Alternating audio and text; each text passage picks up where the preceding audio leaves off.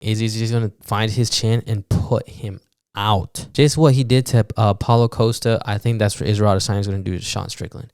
You know, and it's going to be a performance, and he's going to add this win to his legacy, and then he's going to have to fight Dricus du Plessis, and then he's going to go beat Dricus du Plessis, and then Israel Adesanya is literally going to be considered, in my opinion, in my eyes, one of the greatest fighters of all time, without a doubt.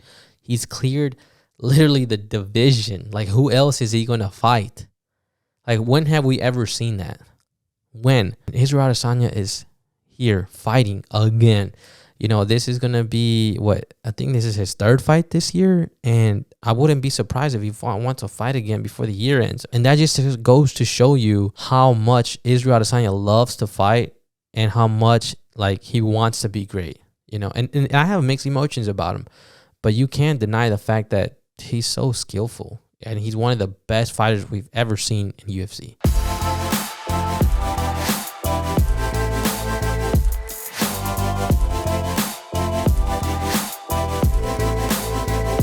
Hey guys, welcome to the False Nine Podcast here with episode 160. This is your host, Alvaro. I feel like I need a nickname or something. Maybe one day that'll come through. But anyways, guys, today's episode, very direct. You know, we're going to talk about UFC 293. Huge UFC pay-per-view tomorrow. Very exciting pay-per-view. Very exciting fights. So let's chit chat about it. I'm not gonna talk too much. I'm not gonna talk at all. You know, besides the main event and co-main, I don't know too much about these fighters where I'm gonna kind of give predictions. I like to talk about the fighters. I want to like really give good predictions, like round predictions, things like that. And I'm not too familiar, so I'm just not gonna speak about it. You know, I just want to respect those fighters and what they do, and kind of not, you know, talk about them and really not know about them. You know, I'll just be speaking on my ass, to be honest with you. And I don't want to do that because we've done it before. Trust me. So we got, you know, headlining Israel Adesanya versus Sean Strickland. Co-main event, we got Tai Tuivasa versus Volkov. Very exciting heavyweight match. And that's what we're going to start off. You know, first thoughts about the fight. I really like this matchup because, you know, last week we had another good heavyweight matchup with Ciryl Gane and Sergey Spivak. I hope I said his name right. Excuse me, guys. And that fight was good, and Ciryl Gane looked great. And, you know, looking at the fight, and then, you know, while I was doing research and looking at fights, looking at the heavyweight division, I was kind of like, damn, like, this division's fucking stacked. Like, it's stacked, man. And this is what I like about this fight. You know, every fight in the heavyweight division, it's going to be crazy. And just to give you guys a good understanding of that, let me where's it at? Let me tell you the ranking. So we got John Jones champion, Ciryl Gane, Sergey Pavlovich, which is the backup for the John Jones and Stipe. Then you got Stipe at number 3. You got Tom at 4, Curtis Blades at 5, Tai Tuivasa at 6, Alexander Volkov at 7, and then you got Sergey Spivak at 8, and that's where I'll stop. So last week we had Spivak versus Ciryl Gane, and I want to say Spivak was either number 1. No, he was ranked number 7. Never mind. So, man, like, just those names, those fighters, all the way to Spivak, and even just a little bit down, you got Almeida, Lewis. Let's see, no other names that I'm not too familiar with. So sorry, guys. But I mean, my favorite guys in the heavyweight, you know, obviously John Jones, Ciryl Gane, and Tom Aspinall. So, you know, you got a number 6 and a number 7 guy going at it. Both these guys have lost to Ciryl Gane. And one of them has lost to Tom, and the other one has lost to Spivak, you know, in the same, it just in the rankings. I just wanted to mention that. So, and me saying that, speaking about the competitiveness of the division, and speaking about how they both lost to Ciryl Gane, this fight for both of those guys, it's a statement fight, you know. And I want to talk about Tai first. Tai, very exciting. He has a lot of hype, but he's coming out of 2 losses. His last loss was against Sergey Pavlovich, I wish I can say his name right, which was in round 1. Round 1. I don't know if I'm reading the time right. It says 54 seconds. I don't know if he got knocked out or TKO'd in 54 seconds or the last 50 seconds of that fight. I don't really remember. But he lost. And then he lost to Cyril Gane. And before that, he was on 1, 2, 3. Was it 3, 4, 5 winning streak? And he's also lost to Spivak. So he has a decent record. But like I said, coming out of 2 losses, it puts a lot of pressure on you. Because if he would have got the win against Cyril Gane, then he would have had a chance at the title, Or if he would have beat Pavlovich, he would have had probably another chance to kind of get closer to gold. And you lose to Cyril Gane, who ended up fighting for gold. And then you lost to Pavlovich, who's basically the backup to the next championship fight for John Jones. And you lost to both of those guys. So on paper, you're really not there yet as far as to be in a championship fight. Now, can Tai do that eventually? Yeah, of course he can. And it starts with this fight specifically. For someone like Volkov, he has 2 wins. His last 2 fights were 2 wins. Let me see. He had beaten Alexander Romanov and Jairzinho, which they're not up there in the rankings. But I mean, they're wins, and that's momentum, that's confidence, and 2 losses and 2 wins. Like, which fighter would you rather be? Another factor, this fight's in Australia. Tai's in Australia. He's an Australian. So, for Tai, the storyline is you got to avenge those 2 losses. You're fighting in Australia, your hometown. You want to bust the shoey after the fight for the knockout and celebrate with your people in Australia. That's what Tai wants to do in this fight, and that's what he should do. So I think he's going to come in there with a lot of skill, a lot of determination, and a lot of just ready to fucking go, and to make a statement. And that's what he needs to do. Or either of these guys need to make a really bold statement on that or tomorrow night. And I think whoever comes on top, is going to fight someone in the top 5 without a doubt. And, and that'll just put you in a better position to get gold. But, about the fight itself, let me talk about Volkov for a second. Volkov coming out, 2 wins, like I said, but his little record, I was just looking at, it's a little like a win, 2 wins, and a loss, a win and loss. A little inconsistent versus like Tai. He had those 5 wins, and then he lost 2 in a row. So, for me, Tai's the better fighter. But Volkov, I mean, we don't know. I don't really know him like that. Like I said, coming out those 2 wins, it has to give you confidence. You're fighting a guy in his hometown in a crazy country like Australia. They're wild over there.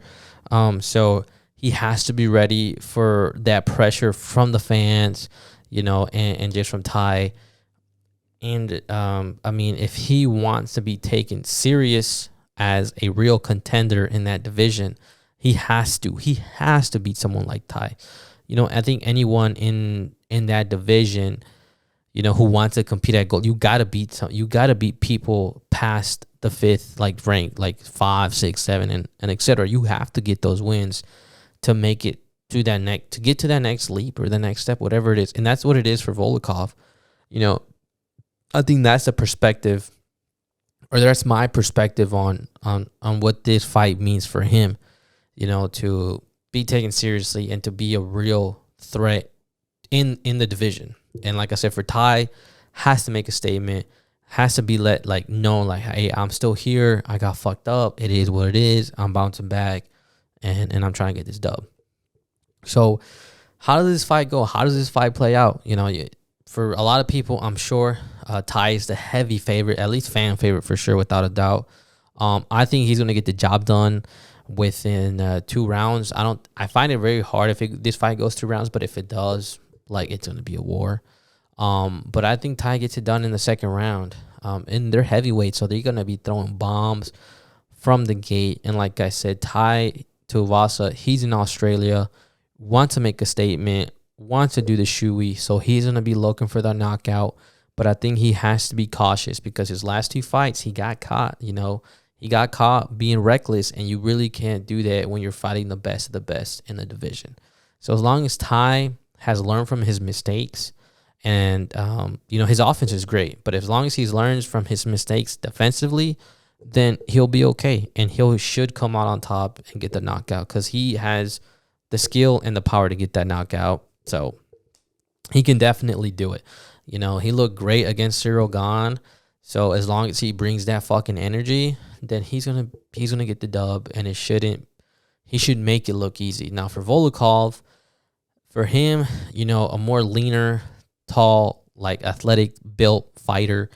And the reason why I mention this is because for me, like those type of guys, especially in a division like that, very technical, very strong, but more than anything, just technical. And I think that, Volkov, you're going into this guy's backyard. I mean, I think he's going to play it a little bit safe, be very, very cautious. Don't let the crowd get to you. Don't let that pressure get to you. Have your game plan. Follow it first round, second round, third round, and then try and finish the fight, whatever that round is. But I find it very difficult for Volkov to come out of Australia, and that night with the win. I can't see it happening. I don't want to see it happening because for Tai, I mean, if he loses another fight, it's just like, fuck, like, what do you do? You're kind of in a position where, can you fight at the highest level or not? Did the fame get to you or what happened? Because he was on a high and he kind of got a decline. And this fight's going to decide whether Tai has stayed on a decline or he's back on his incline. So we'll see. Very exciting fight, though. One of them is going to make a statement. Hopefully it's Tai Tuivasa and he does a shoey and we can all celebrate that. But we'll see what happens. It'll be exciting, but not as exciting as his main event, man. We got Sean Strickland against Israel Adesanya. Oh, man, like this is a fight that was matched up on Reddit. Like, people on Reddit were talking about, oh, I'm sure. I ain't never seen it. But that's some shit I would have typed out on Reddit. Like, hey, let's just see Sean Strickland talk mad shit to Israel Adesanya, make fun of his nails, and make fun of him fucking his dog, and all this crazy shit that Sean talks about and internet talks about.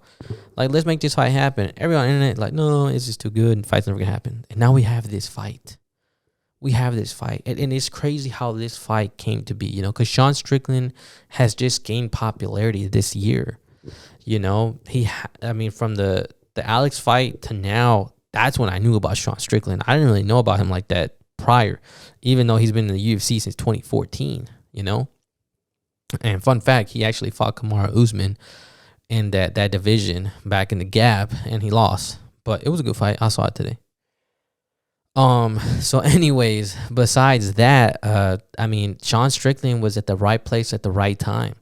Everyone thought after Dracus du Plessis got the upset against Robert Whittaker, that he was next for the title, and he should have been next, and he was next, but his ass decided not to take the title shot and to recover from an injury, and that kind of tells you a lot from Dracus, both either he's extremely confident or he's scared. It's one of the others. So that's that. He could have took a title shot, but he decided to wait. So we'll see if that hurts him or not. But Sean was the next one up, because if you think about it, like, it's just like, well, you can't have Izzy fight Robert Whittaker. You can't have Izzy fight Alex Pereira again. So it's just like, well, what do you do? All right. So yeah, we got. I'm gonna just read y'all the rankings and the middleweight division. So you got Dracus du Plessis at 1, Robert Whittaker at 2, Jared Cannonier at 3, Marvin Vettori at 4, Sean Strickland at 5, Paulo Costa at 6, Derek Brunson at 7, Roman Dolce at 7. I guess there's no 8. But anyways, Israel Adesanya has fought Robert Whittaker twice, beat him. He's fought Jared Cannonier, I'm not sure if once or twice, but beat him. He beat Marvin Vettori twice. He's about to fight Sean Strickland. He fucking humiliated Paulo Costa. So I mean, just 1 through 6. Besides Drake, he already fought in some of these guys twice. It's not like he's not gonna fight Robert. He's not gonna fight Jared. He just beat Jared. I want to say like not even a year ago, and he beat Marvin. Same thing. Sometime last year. That fight was last year, and he beat Paulo Costa in like 2020, and humiliated him. And Paulo Costa don't want that fight. Israel Adesanya said he made it easy, but Paulo Costa does not want that smoke again. So I say, well, who do you have left? The only one you got left is, well, you got Sean, or you go to number 7 and you got Derek, right? And a lot of people, I mean, I'm not sure who Derek is, no disrespect. But that's why, Sean was at the right place in the right ranking. And he got his opportunity. He's getting his opportunity. And I always appreciate when I know it's the right place, right time, but they could have not made that fight happen with Sean. And I like that they did. They're taking a number 5 guy, not the most, what do you call it? Like, not the most, like, he needs a title shot. He just lost to Alex Pereira a few fights ago, and so for Sean, it's just a good opportunity, and it's a good look for him. So hopefully he can really do something with it. I mean, where is it at? Wow, it's been a while since he fought Alex. He fights a lot. He lost to Alex Pereira, then lost to Jared Cannonier, and then he beat, what's his last name? Imavov, and then Magomedov, and now he's going to fight Adesanya. But I mean, he doesn't really lose. He lost to Usman, and then someone Dos Santos, and then he lost to Pereira. But I mean, this is gonna be his 4th fight in a year. 1, 2, 3, 4, 5. His 5th fight in a year, in the span of a year, which is impressive. 5 fights in a year, that's crazy. In a 12-month span, that's insane. So I'm sure Sean does work hard, like he says he does. I'm sure Sean puts in that work, and he's a great boxer. But, overall, like, we all know that at least, like, your first thoughts, like, he stands no chance. He stands no chance against, like, the GOAT, Israel Adesanya. So it's like, well, how's this fight going to go? And this fight's going to go 2 ways, man. Well, 3 ways. This fight's going to go 3 ways. Israel Adesanya, the most clear one, Israel Adesanya is going to go in there and knock him out first 2 rounds. That's the obvious and clear thing that's going to happen in that fight. Now, the other one is this fight can go 5 rounds and there's a crazy decision, whether it's Izzy or Sean. Or for some reason, Sean gets to knock out like Alex knocked out Izzy Adesanya. And I think that's the least probable one, because I don't think he's as skillful as Alex or even Izzy as far as striking goes. Now, if Sean manages to find a way to win, it's going to have to be through distance. He's going to have to take every round, every minute, and just take his time and be very, very smart, very technical, because Israel Adesanya's fighting IQ has to be one of the best ever. When I seen him fight Paulo Costa, I was just blown away. When I seen him fight Alex Pereira, both times in the UFC, I was like, this guy's really good. Especially the second time, the way he adjusted, and made those changes to come on top, it's just impressive, And you see it in like live, We seen the first fight, then we seen the second fight, and it's like, shit, man. Like, this guy, he did the same fight and just changed like 2 things and then got the dub, Like, that's crazy to me, and it's fucking awesome to see. So, like, the clear answer is that Izzy's gonna go in there and put him out, And one thing that I was looking at today, when Sean fought Alex Pereira threw a lot of leg kicks, and they were fighting a lot in the center of the ring. Sean was pressing Alex, which was, I don't know, mixed emotions, but that's just how he fights. He's going to come the same way against Izzy. To me, Izzy's going to find your chin a lot quicker than Alex, and you're probably not going to be able to hit Izzy unless you're probably in the clinch. So, I don't know. We're going to see how good Sean's boxing is against Izzy Adesanya, because Against Alex, maybe he was a weight bully. But now Sean's going to fight someone like Israel. He very lean, and Sean's also very lean guy in for that division. And probably don't have to cut too much weight. But, I mean, it's a very balanced fight, when you talk about height and weight and how much they probably cut. So, I see this fight being fought in the center of the ring. And I see Sean, fighting flat-footed like he does. But I just think he's going to get caught too fast, too quick. I think Izzy's just going to throw those kicks. And then he's going to find his chin and put him out. Put him out. Just what he did to Paulo Costa, I think that's what Israel Adesanya is going to do to Sean Strickland. And it's going to be a performance, and he's going to add this win to his legacy. He's going to basically add another name, and then he's going to have to fight Dricus du Plessis, and then he's going to go beat Dricus du Plessis, and then Israel Adesanya is literally going to be considered, in my opinion, in my eyes, one of the greatest fighters of all time, without a doubt. He's cleared literally the division. Like, who else is he going to fight? Like, when have we ever seen that? When? A lot of people talk about it, Khabib and John Jones, and they're like, yeah. But those guys eventually, I think Khabib walked away too early. John Jones was in a lot of trouble, and Israel Adesanya is here fighting again. This is going to be I think this is his third fight this year, and, it's going to be, and it's just September. I wouldn't be surprised if he wants to fight again before the year ends. And that just goes to show you how much Israel Adesanya loves to fight and how much he wants to be great. And I have mixed emotions about him, but you can't deny the fact that he's so skillful and he's one of the best fighters we've ever seen in UFC.